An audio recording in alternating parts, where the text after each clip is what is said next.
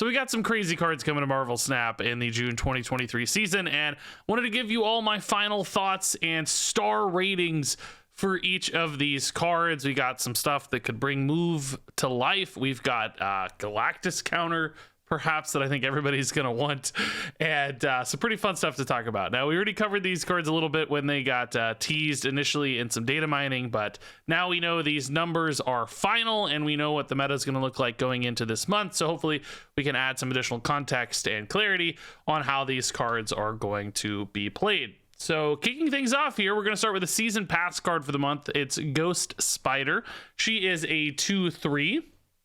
With the on reveal, the last card you played moves here. And this is a really useful effect, I think. This is a card that, of course, could be used in move decks.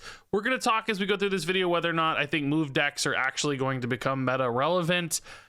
I'm doubtful to give you a preview, but importantly, she's not just good in move decks. I think this card has a lot of general case utility as well. She might be one of those like staple 2-cost cards that we see in a variety of decks because of the sneakiness that she can provide. Because right now in Marvel Snap, when you develop a gigantic threat, you play your big Devil Dinosaur on 5, you play your giant Darkhawk, and very often your opponent knows where it is. It's stuck there, and they can play the game around that by either shifting power around it. They can play an answer card directly where it is, just Shang-Chi it or Enchantress it or whatever. But Ghost Spider gives you a lot of flexibility. Now it's like, oh, actually, just kidding. That's not where my super powerful card is going to be. It's actually going to be over here, and you've played things all wrong. So giving you this surprise factor for your threats to both dodge reactionary cards, but also sometimes just to shift power around in surprising ways that your opponent's not ready for, makes Ghost Spider a really sneaky addition, and you're not sacrificing a lot in regards to stats for that. You might run some other slightly higher power 2-drops if you wanted. Lizard has been the historical staple there. Lately, we kind of have Jeff in that slot in a lot of decks as well. So this could be an alternative to Jeff if you're playing a deck that has big threats or moving them is relevant, or if you have move synergy cards, of course, because what we might see is not full in move decks, but we might see some little move packages. We're going to talk about Spider-Man 2099, for instance, throwing that and Ghost Spider into a deck that's already running Zabu and some 4-cost cards might work really nicely for Ghost Spider. She might get the edge over something like Jeff in that case, just because of that extra utility she offers off both the Spider-Man 2099, but also just moving around your Darkhawk or whatever could be useful. Now, admittedly, there are technically some downsides in playing this card because you might not want to move stuff. Maybe you really like where it is based on what the opponent did. They like kind of committed under your big threat, and now it's like, oh man, they're just wasting a lot of resources over there, and you don't want to move the Ghost Spider lest you give that location back to them. So there could be some awkwardness there where it's like, oh yeah, okay, maybe I played a big turn 4 play and I want to play this on 5. If I'm going to weave this in with my 3-drop, it's like, well, now I got to move my 3-drop into the same spot where Ghost Spider is, which might be bad. And you create a little bit of friction within yourself. So this is going to take some foresight and some planning very often to get the best results out of a Ghost Spider, which I think a majority of the time will be fine, but there will be those instances that based on your opponent's play, Ghost Spider could get a little bit clunky and awkward and do things that you don't really want her to do, because it's not like the last card you played last turn. So even sometimes trying to solve this problem in the same turn is going to force you to commit another card next to her when that may not be your ideal situation. Now that said, I think her strengths here will far outweigh any of that awkwardness or downsides you occasionally run into, and I think she's got a variety of different deck shells that she could work really nicely in. Of course, for move, if move becomes a thing, she's going to be a fantastic enabler in move, like one of the best moving cards in move to help set up your vultures and various other awesome plays. But beyond that, I think any good stats kind of deck that's just running a bunch of mid-range threats and cards, much like we see Jeff played today, Ghost Spider probably fits in those well, especially if there's a Zabu in there with a Spider-Man 2099. I could see that being a nice little 3-card package where sometimes she enables that Spider-Man 2099, and sometimes she's just good otherwise. Maybe even toss her to Sarah deck. Like, I guess she often hit Sarah on turn 6 if played there, but sometimes still good early. Basically just across the board utility for this card, I think, becomes a staple. We see this in lots of different decks kind of card, just because of her sneakiness, because of her mind games, because of her solid base stat line, and because of those occasional synergies she activates. This looks really good to me. So next up, let's talk about Spider-Ham. And I don't actually know the release order on these. I seem to always get it wrong, but this is Spider-Ham. He's coming straight to Series 4, which is awesome. I think this card's going to be really good, and the fact that it's not a Series 5 card is pretty sweet. He is a 1/1 with, on reveal, transform the highest cost card in your opponent's hand into a pig, keeping its power and cost. So this can be a really cheap counter to some of your opponent's very best plays. For instance, all of you hate Galactus, I think. A lot of you hate Galactus anyway. This could turn your opponent's Galactus into a pig, in which case it is just a 6/2. It loses its card text, so no longer has the Galactus effect. It's just a dead 6/2. Now, the bad news about Galactus, right, is that they usually run death, and if they have death in hand, this is going to hit death because death costs 8.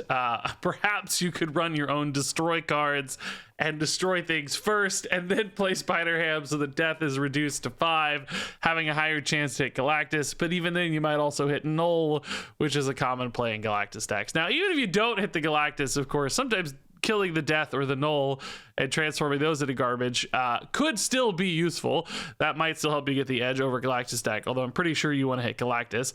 But the good news is we saw in the reveal video that there's an animation that shows which card is the one that's getting transformed. And I got confirmation from somebody at Second Dinner. They think, this is never 100% until we see it in action in the gameplay, but somebody on the team said that it's kind of like Yondu, where both players will see which card is transformed, which is really, really important. If you didn't know which card got transformed by Spider-Ham, you might be in trouble because you don't know if you got the Galactus, you don't know if you got the death, you don't know if you got the Null.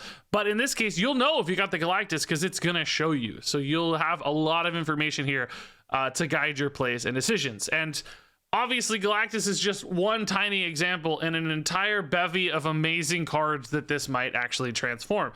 Just hitting your opponent's Doctor Doom can give you a ton of information, right? Oh, they don't have, a way to contest all 3 locations on turn 6 because I hit their Doctor Doom. That's going to help me make some great plays.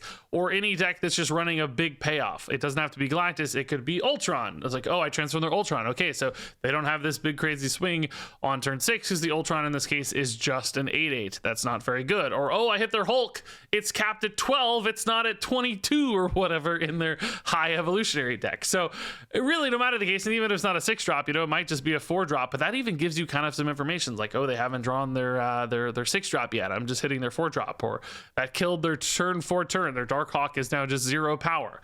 All of that could still be useful. So really, almost no matter what you hit, the fact that you're getting the information and the fact that you're denying them potentially their best, highest power payoff card makes to me Spider-Ham seem completely insane. I mean, this card just looks so strong in that case. And, yeah, you're not thrilled to play a 1/1, right? Like, okay, that's understated, obviously. But I think it just always does something disruptive. It's like Iceman, right? Iceman has been played a ton because it's disruptive. You don't always see the payoff of that disruption, but it's disruptive enough that we trust it. The data says, hey, Iceman actually makes a lot of sense. It seems to work really well. I think Spider-Ham is like an Iceman plus. Spider-Ham is like way better than Iceman, and giving up 1 power to both see what you're hitting and have a much higher disruption, I would argue, is going to make this, I think, a staple for so many decks. You're going to be able to play it on turn 1 and still get results very often. You might want to wait a little bit longer for the hand to kind of have more time to draw into that 6 that's kind of filtering down and they're just sitting on.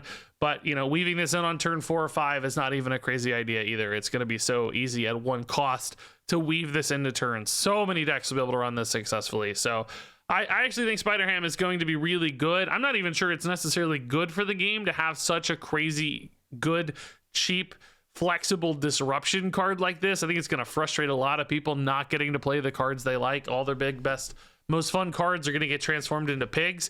That might be kind of boring and frustrating, but that doesn't affect the power level of the card. I think it's very strong. So next up, we have another Series 4 card here, Spider-Man 2099. And he's 4/6, and there's been a little bit of confusion around the text of this card, but I've got confirmation from the Marvel Snap team on how it works. So it reads, the first time this moves to a location, destroy an enemy card there. And this will only work once.